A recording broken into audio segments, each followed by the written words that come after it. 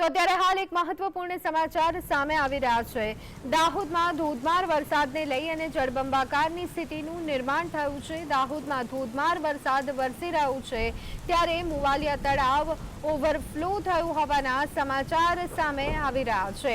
તો મુવાલિયા ગામ તરફ જવાનો રસ્તો બંધ કરી દેવામાં આવ્યો છે। તો દાહોદ અત્યારે હાલ પાણી જોવા મળી રહ્યું છે। ધોધમાર વરસાદને લઈ અને કોઝવે પરથી પાણી વહેતા રસ્તો બંધ થયો છે।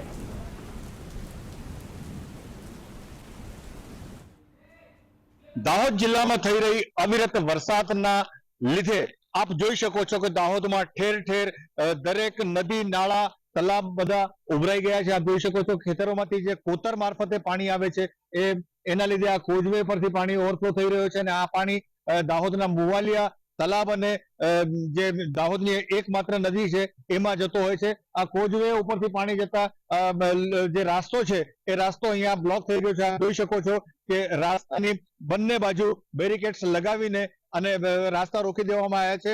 આ જે રાસ્તો છે આની એક બાજુ કેમેરામેનને કહીશ કે આ બાજુ બતાવો લોકો કઈ રીતે અહીંયા ઉભા થઈને પાણી ઉતરી જવાની વાટ જોઈ રહ્યા છે। આ જે રસ્તો છે આ દાહોદના ઝાયડસ મેડિકલ કોલેજ થઈને બાવકા ગામ તરફ જાય છે। બાવકા ગામને દાહોદ થી જોડે છે ત્યારે બીજી બાજુ દાહોદ ને આ રસ્તો જોડે છે। બે બાજુ લોકો પાણી ઉતરવાના છે। ટ્રાફિક જામના દ્રશ્યો પણ અહીંયા સર્જાઈ રહ્યા છે। એટલે ટૂંકમાં એવું કહી શકાય કે દાહોદ ની અંદર જે અવિરત વરસાદ થઈ રહ્યો છે એના લીધે દાહોદ વાસીઓને ખૂબ જ હાલાકીનો સામનો કરવો પડી રહ્યો છે। ભૂપેન્દ્ર ચૌધરી, GSTV।